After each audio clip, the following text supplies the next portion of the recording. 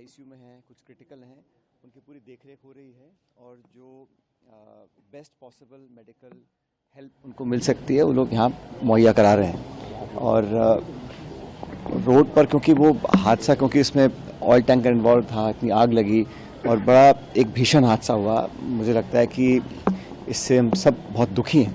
लेकिन मैं चाहूँगा कि इस पर हम लोग जांच अवश्य करें, किन कारणों से इतना बड़ा हादसा हुआ। अगर वहाँ पर ट्रैफिक नियम की बात है, रोड कंस्ट्रक्शन की बात है, इनकम्प्लीट कंस्ट्रक्शन की बात है, या हाईवे पे जिस प्रकार की सावधानी बरतनी चाहिए हमने नहीं बरती है, उसका अध्ययन करना पड़ेगा। क्योंकि जैसे आबादी बढ़ रही है, यातायात के साधन बढ़ रहे हैं, उसी तरह हमारे एक्सीडेंट्स बढ़ रहे हैं। और एक्सीडेंट्स न सिर्फ राजस्थान में, पूरे देश में बढ़ रहे हैं। लेकिन सरकारों को इस पर बहुत गंभीरता से ध्यान देना पड़ेगा कि हम सेफ्टी नॉर्म्स को हम फॉलो कर रहे हैं कि नहीं कर रहे हैं। अभी कुछ अखबार में मैंने पढ़ रहा था कि कुछ कमियां हैं, शायद उसमें पुलिस डिपार्टमेंट है या परिवहन डिपार्टमेंट है, कहीं पे हम लोग सड़कें खोल देते हैं इनकम्प्लीट काम पर, कहीं फ्लाईओवर पूरे बनते नहीं हैं। और वो जो जंक्शन है वहाँ हमेशा ही बहुत महीनों से जाम लगता था, कई बार मैं भी जाम में फंसा हूँ।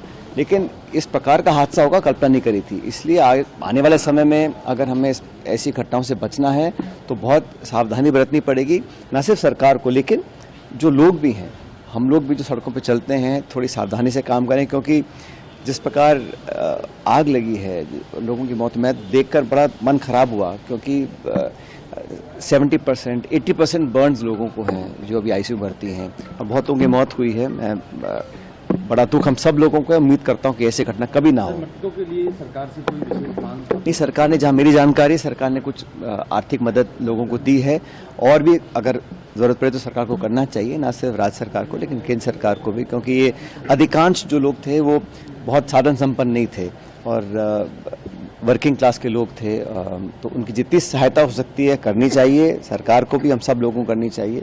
लेकिन ये 14 लोगों की अब तक मौत हो चुकी है और काफ़ी लोग अभी और क्रिटिकल हैं।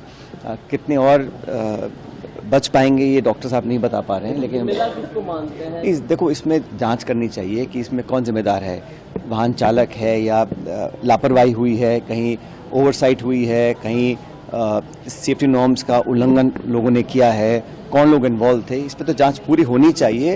लेकिन जांच के बाद उस जांच से सबक लेना पड़ेगा। हम हर बार घटना होती है, जांच कराते हैं, फिर ठंडे बस्ते में डाल देते हैं। उसको लागू करने के लिए, सेफ्टी नॉर्म्स को लागू करने के लिए, अच्छी प्रैक्टिस लागू करने के लिए मापदंड बनाने पड़ेंगे और कोई ना कोई जिम्मेदारी लेगा हर स्तर पर, सरकार के स्तर पर, जिला स्तर पर, विभाग के स्तर पर, डिपार्टमेंट के स्तर पर और समाज के स्तर पर भी।